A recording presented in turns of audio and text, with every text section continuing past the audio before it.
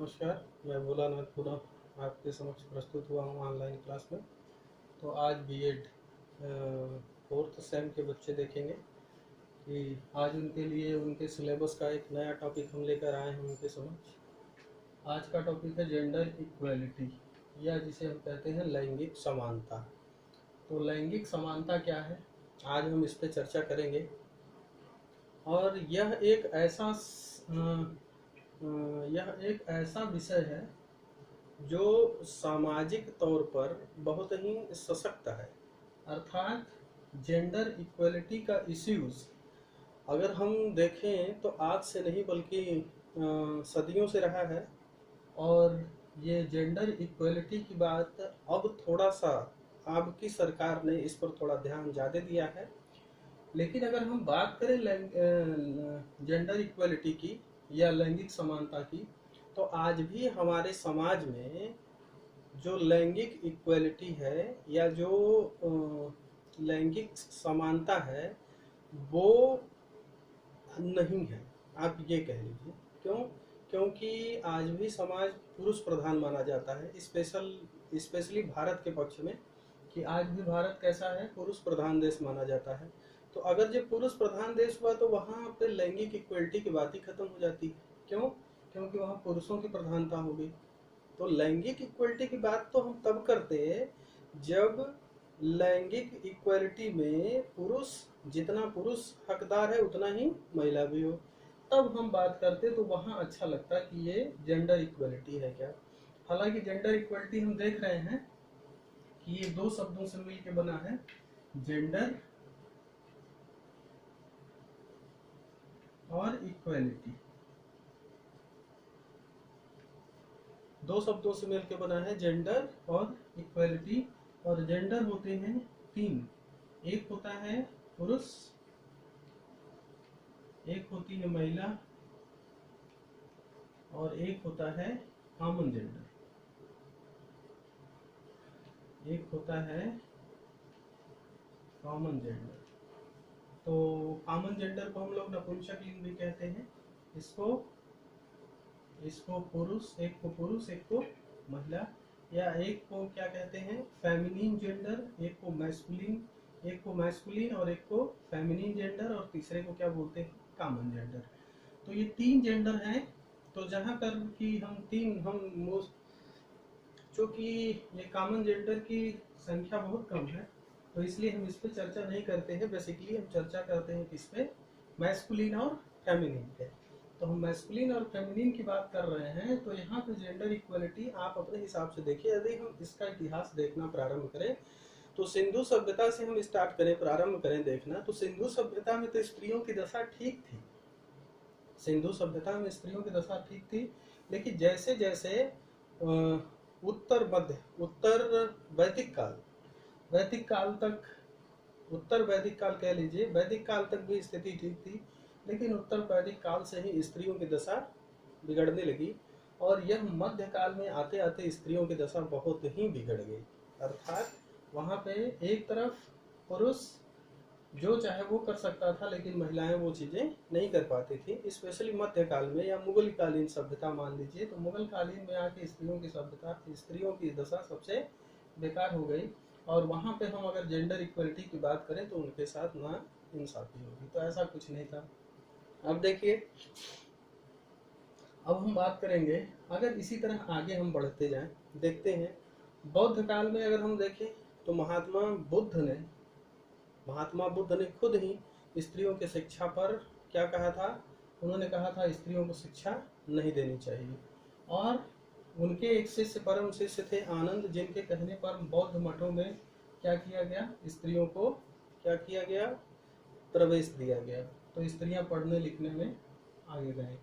फिर उसके बाद अगर हम बात करें रूसो की, रूसो भी एक ऐसे मनोवैज्ञानिक या ऐसे कह लें ऐसे फिलोसफर हुए जिन्होंने स्त्री शिक्षा को क्या किया, स्त्री शिक्षा का विरोध किया। तो स्त्री शिक्षा के वो पक्ष में नहीं रहे। लेकिन वहीं अगर हम आगे आते हैं और देखते हैं तो घोषा, अपाला, ये सब स्त्रियां थीं जो उस समय में भी पढ़ के विद्वान हुई। और आगे चल के उसी में आप देखते होंगे कि ये महिलाएं जो हैं ये महिलाएं आज मध्यकाल से इनकी स्थिति खराब होना चालू हुई। और कुछ समाज सुधारकों का भी नाम आता है इसमें स्त्री शिक्षा को लेके, जैसे ईश्वर चंद्र विद्यासागर और अपने यहाँ राजा राम मोहन राय। राजा राम मोहन राय ने सती प्रथा का अंत किया। वो जेंडर इक्वलिटी के पक्षधर थे, अर्थात उनका कहना था कि जो अधिकार पुरुषों को प्राप्त है समाज में, वही अधिकार स्त्रियों को भी प्राप्त होने चाहिए। तो ये जेंडर इक्वलिटी की बात थी जो सामाजिकता में हमारे यहाँ व्याप्त है। आप देखते होंगे कि आज भी स्थिति घर की अपने आप देख लीजिए या बाहर समाज की देख लीजिए या किसी और परिवार की देख लीजिए, वहाँ जो वर्चस्व पुरुषों का है वो स्त्रियों का नहीं है। अर्थात जो पुरुष कह दिए वही होना है, महिलाएं जो कहती हैं वो बातें इग्नोर कर दी जाती हैं। तो ऐसे समाज में हम इक्वलिटी की बात कैसे कर सकते हैं? इसीलिए हमने कहा कि यहाँ का स्पेशली भारत के पक्ष में जो है, मान लीजिए विदेशों में तो कुछ हद तक स्त्रियाँ वहाँ भी काम करती हैं और वहाँ पे शिक्षा की व्यवस्था भी है, वहाँ अच्छे से हो रहा है सब कुछ, लेकिन अभी अपने यहाँ वो चीज़ें खुल के सामने नहीं आई हैं। तो यहाँ पे इक्वलिटी, लैंगिक इक्वलिटी या हम ये कह लें कि जेंडर इक्वलिटी की हम बात यहाँ पे करना बेमानी होगी। अब हम आते हैं कि ये जो जेंडर इक्वलिटी है उसको कौन कौन से ऐसे फैक्टर हैं जो क्या करते हैं, डिटरमाइन करते, निर्धारित करते। तो देखिए ये हमने कुछ फैक्टर लिख रखे हैं जो फैक्टर क्या करते हैं, महिलाओं के या जेंडर इक्वलिटी के क्या करते हैं, को निर्धारित करने वाले ये कारक हैं। उनमें से जैसे महिला सशक्तिकरण हुआ, तो महिला सशक्तिकरण क्या करती है, देखिए भाई अब मैं इसी के आधार पर मैं बताऊंगा आपको कि क्या करना चाहिए ताकि जेंडर इक्वलिटी बनी रहे। मैं उसी के आधार पर बताऊंगा। फिलहाल पहले अभी डिटरमाइनिंग फैक्टर हम डिस्कस कर रहे हैं। तो डिटरमाइनिंग फैक्टर कैसे हम देखते हैं, देखिए महिला सशक्तिकरण, देखिए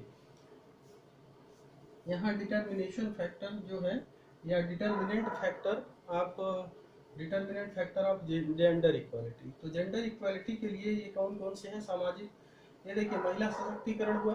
महिला सशक्तिकरण के आधार जो होते हैं ये डिटरमाइनिंग फैक्टर का काम कर रहे हैं इस समय जेंडर इक्वालिटी को, अर्थात ये डिटरमाइन कर रहे हैं किसको, निर्धारित कर रहे हैं महिला और पुरुषों के अनुपात को, अर्थात ये महिलाओं को सशक्तिकरण में क्या कर रहे हैं, काफी हद तक योगदान दे रहा है। यह स्कीम है। स्वास्थ्य, देखिए स्वास्थ्य के आधार पर भी महिलाओं के साथ क्या होता है, भेदभाव किया जाता है। स्वास्थ्य के आधार जो है वो भी डिटरमाइनिंग फैक्टर का काम करते हैं। शिक्षा में आज भी देखते हैं कुरीतियां व्याप्त हैं। हम जो शिक्षा अपने बच्चे को देना चाहते हैं वो बच्ची को देना नहीं चाहते। मोस्टली परिवार जो भारतीय दशा है, भारत की दशा है, भारत की स्थिति है, उस स्थिति पे लोग जानते हैं कि बस लड़कियों को क्या करना चाहिए, चूल्हा चौका खाना बनाना चाहिए और उसके अतिरिक्त वो उनको शिक्षा देने से इतराते हैं। तो देखिए ये चीज़ें हर समय अपने दिमाग में रखनी चाहिए कि ऐसा नहीं है, लेकिन ऐसा इस समय जो समाज में व्याप्त है उस पर हम चर्चा कर रहे हैं। तो शिक्षा सभी के लिए, तो ये डिटरमाइनिंग फैक्टर हम डिस्कस कर रहे हैं कि जो जेंडर इक्वालिटी के जो डिटरमाइनिंग फैक्टर हैं वो कैसे काम करते हैं। आर्थिक भागीदारी, हम आज भी देखते हैं कि पुरुष प्रधान देशों में जो भी घर की सत्ता होती है वो पुरुषों के हाथ में होती है। पैसे का लेन देन, पैसे का जो है वो मोस्टली किसके हाथ में होता है, पुरुषों के हाथ में होता है। वहाँ महिलाओं को इन चीज़ों से दूर रखा जाता है। अस्तित्व, आइडेंटिटी, उनके अस्तित्व की लड़ाई अगर हम देखें तो वो घर में सिर्फ एक क्या कर लें, एक छोटी सी मशीन के जैसी जो कि आपको खाना बना के दे दे और वगैरह दुनिया भर की चीज़ें, इस टाइप का उनका अस्तित्व रह गया है और उससे ज़्यादा उनका कोई अस्तित्व नहीं है। लिंग निर्धारण कर ले, लिंग निर्धारण के लिए आज भी हम देख रहे हैं कि आज हमारे समाज में भ्रूण हत्याएं हो रही हैं और जिसमें हरियाणा का नाम सुना होगा आपने, हरियाणा नंबर 1 पर है। यहाँ पे लड़कियाँ जैसे ही गर्भ में आती हैं उनको मार दिया जाता है। तो ये जेंडर इक्वलिटी के डिटर्मिनेशन फैक्टर हैं जो कि ये निर्धारित करते हैं कि आज भी हमारे यहाँ जेंडर इक्वलिटी नहीं है। फिर है राजनैतिक स्थिति। आप देख लीजिए कि आज राजनीति में कितनी महिलाएं हैं। राजनीति में पुरुषों की तुलना में महिलाएं बहुत ही कम हैं। जितना होना चाहिए कम से कम 50 का आंकड़ा होना चाहिए, वो भी नहीं है। 33 अपने यहाँ ग्राम सभाओं पर दिया गया है आरक्षण, वहाँ भी ये चीज़ें नहीं देखने को मिलती। साक्षरता दर तो माशाअल्लाह है। साक्षरता दर जब उनको स्कूल जाने ही नहीं दिया जाएगा तो उनकी साक्षरता दर कहाँ से बढ़ेगी, ये आप जानते हैं। आयु अनुपात, आयु अनुपात इधर बीच आके कुछ सुधरा है महिलाओं का, क्योंकि उनका जो प्रत्याशा दर है वो प्रत्याशा दर थोड़ी सी उनकी जन्म प्रत्याशा दर उनकी बढ़ी है और पुरुषों की घटी है। अब इसका कारण जो भी हो, लेकिन ऐसा हुआ है। और आती है सामाजिक स्थिति। आज भी हमारे देश में, समाज में जो महिलाओं की स्थिति है वो बहुत अच्छी नहीं कही जा सकती। अपने देश की बात कर रहे हैं, और विदेशों में तो महिलाओं की स्थिति है लेकिन सब जगह नहीं है, लेकिन वहाँ पे महिलाओं की स्थिति कुछ ठीक है। अब देखिए, इसी के आधार पर हम आपसे डिस्कस करेंगे कि जेंडर इक्वलिटी को बनाए रखने के लिए क्या क्या करना चाहिए। तो जेंडर इक्वलिटी को बनाए रखने के लिए पहले तो महिला सशक्तिकरण जो योजना चलाई गई है इसका सख्ती से पालन कराना चाहिए। जो महिला सशक्तिकरण चलाया गया है योजना, इसका सख्ती से पालन,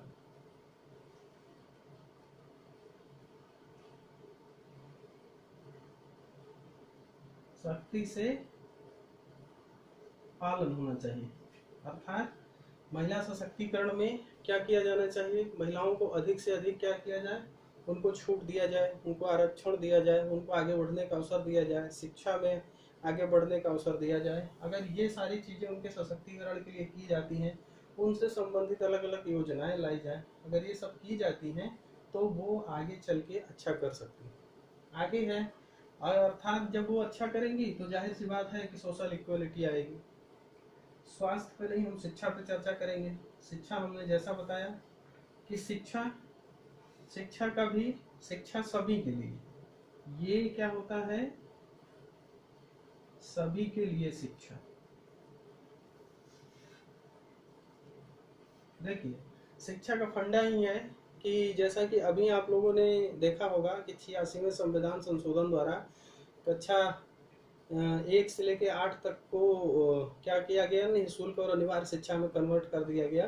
तो वो सभी के लिए शिक्षा है, ऐसा नहीं है कि वहाँ सिर्फ बच्चे पढ़ेंगे, बच्चियाँ नहीं पढ़ेंगी। तो ये हर समय याद रखिए कि यदि हमें अपने समाज को जेंडर इक्वलिटी वहाँ ले आनी है, तो जेंडर इक्वलिटी ले आने के लिए सबसे अहम पॉइंट है कि हम बच्चे और बच्चियों को समान दृष्टि से देखें और उनको हम समान शिक्षा की व्यवस्था करें।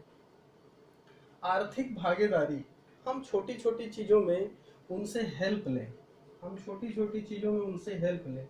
उनके खुद के अकाउंट हों, वो खुद पर सेल्फ डिपेंड हों, वो उनकी आवश्यकता की मूलभूत पूर्ति वो खुद कर सकें। इतना हम उन्हें सक्षम बनाएं कि वो जो आर्थिक निर्णय है वो आर्थिक निर्णय अपना खुद ले सकें और आपकी सहायता कर सकें। इसमें हमें उन्हें क्या करनी होगी, छूट देनी होगी।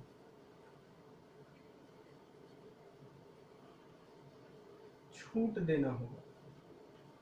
आर्थिक भागीदारी के लिए यदि हम उन्हें छूट नहीं देंगे तो वो ऐसे ही सब दिन से क्या होंगे, सब। तो इसलिए ये याद रखिएगा। आइडेंटिटी अब अस्तित्व में है। अस्तित्व में जैसे हम बताएं कि वो क्या है, घर में एक मशीन बन के रह गए हैं। कहीं कहीं तो देखते हैं कि पूरे के पूरे दिन रात महिलाएं घर में लगी रहती हैं और उन्हें फुर्सत नहीं मिलती कि कोई काम और कर सके। तो देखिए, ये याद रखिएगा कि उनकी अपने अस्तित्व की लड़ाई है, और हर समय ये ध्यान दीजिए कि वो भी क्या है, एक मनुष्य प्राणी है। तो उनका भी अपना कुछ राय है, उनकी भी अपनी बुद्धि है। तो उनसे समय समय पर राय लें, उनको ये एहसास कराएं कि नहीं आप हैं घर में, तो आपके उनके विचारों से भी सहमति जताएं, ताकि उनको लगे कि नहीं, हाँ हमारा भी अस्तित्व घर में है। और लिंग निर्धारण में हमने बताया भ्रूण हत्या। तो ये भ्रूण हत्या जो है,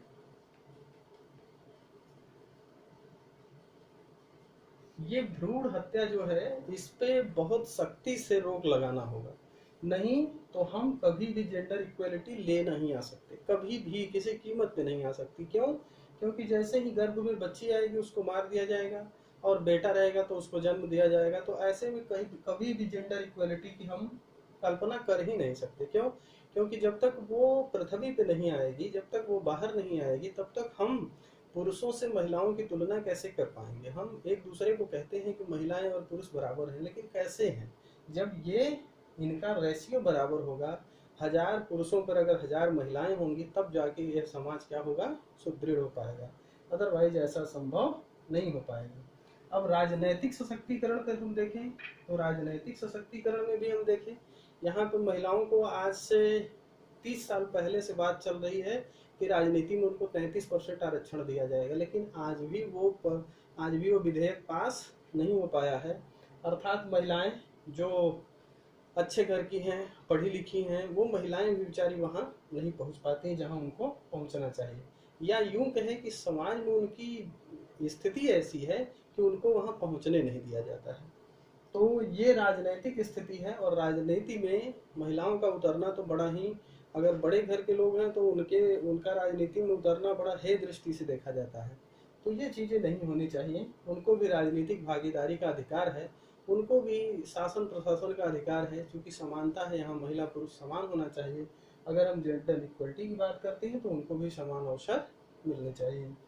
अब हम आते हैं साक्षरता दर पे। साक्षरता दर पे हमने बताया कि साक्षरता दर एक ऐसा डिटरमाइनिंग फैक्टर है, या ये ऐसा एक फैक्टर है जो जिससे हम जेंडर इक्वलिटी ले आ सकते हैं कि जब हम स्त्री और पुरुष को समान शिक्षा की व्यवस्था करें और पुरुष देखें कि शिक्षा में कहीं कोई गड़बड़ी ना हो, और दोनों प्रकार के बच्चों और बच्चियों दोनों को क्या हो, बराबर शिक्षा मिल रही हो, तो ऐसी स्थिति में क्या होगा, हम साक्षरता दर सुधार सकते हैं अपनी।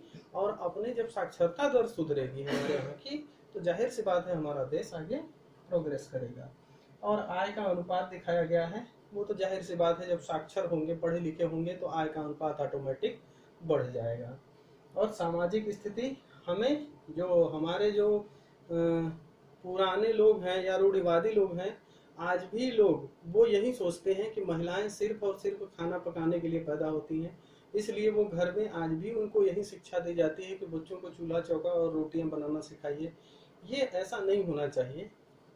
वो उनके स्वेच्छा पे छोड़ देना चाहिए कि वो क्या सोचती हैं, क्या करती हैं। हो सकता है वो इनके अतिरिक्त कुछ छोड़ के और भी कर सकती हैं। वो उनके अंदर आवश्यक गुण होना चाहिए, एक पुरुष के अंदर भी ये गुण होना चाहिए, लेकिन ऐसा नहीं है कि वो आवश्यक यही है कि यही करेंगे, ऐसा नहीं होना चाहिए। तो ये चीज़ें नहीं होनी चाहिए। तो ये कुछ इसके डिटरमाइनिंग फैक्टर थे, और ये उनको लैंगिक समानता को बनाए रखने के लिए क्या थे, कुछ कारण थे। तो ये याद रखिएगा कि इसी में से डिटरमाइनिंग फैक्टर और उनको बनाए रखने के लिए कुछ क्या है, उपाय हैं, जो जिनको हम क्या कर सकते हैं, आगे बढ़ा करके इनको कर सकते हैं। तो इस प्रकार से आज का हमारा लेक्चर यहीं पे ख़त्म होता है। हम आपसे नेक्स्ट टॉपिक में ह्यूमन राइट्स या मानवाधिकार को मिलेंगे। धन्यवाद।